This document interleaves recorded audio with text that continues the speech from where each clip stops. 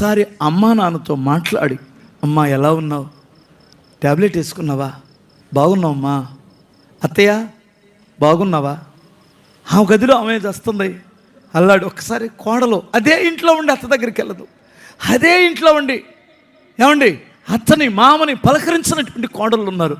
మరలా మీరు క్రైస్తవులు, మరలా మీరు దేవుని సన్నిధి, మీ ప్రార్థన దేవుని సన్నిధికి చేరాలి. తిట్టడానికి పిలిచావా ఏంటి పాస్టర్ గారు మమ్మల్ని? నేను తిడుతున్నట్టు అనిపిస్తుందా?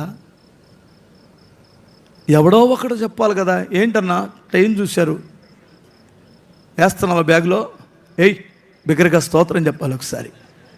ఇలాంటి వినబుద్ధి కాదు కదా. చెత్త లేచిపోతుంటుంది ఒక్కొక్కరికి, అర్థమవుతుందా? చెత్త లేచిపోతూ ఉంటుంది, నెమ్మది ఉండదు. ఇప్పుడు మమ్మల్ని సరిగ్గా చూసుకోలేకపోతున్నాను, మా నాన్న సరిగ్గా చూసుకోలేకపోతున్నాను.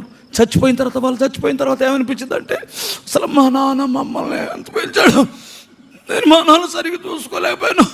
చచ్చిపోయిన తర్వాత 12 ఏటపోతలకు వస్తాడు వీడు. బ్రతికున్నప్పుడు అన్నం పెట్టకుండా చచ్చిపోయిన తర్వాత ఏటపోతులు కోసి అన్నం పెట్టొద్దని కాదు నేను చెబుతుంది. అమ్మా నాన్నకు అన్నం పెట్టలేని భక్తుడా